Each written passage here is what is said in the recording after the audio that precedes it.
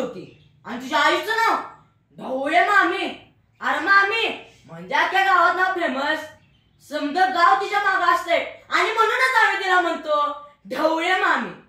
मामी लई लाड करते आमचं. पण मम्मी म्हणती जर दंगा केला तर उलटा टाकून मिरचीची धुरी दे. अरे काय सांगू बाबा तुला, नाहीतर त्या रेडकाच्या शेपटाला नाहीतर बैलांच्या शिंगांना बांधील. म्हणून आम्ही गप बसतो बाबा मम्मी समोर. बरं ते समजा राहू दे, चल आपण मामी पाशी जाऊन या. चल. नाही थांब जरा. हे बघ आधी माझी तुला शपथ आहे, लक्षात ठेव.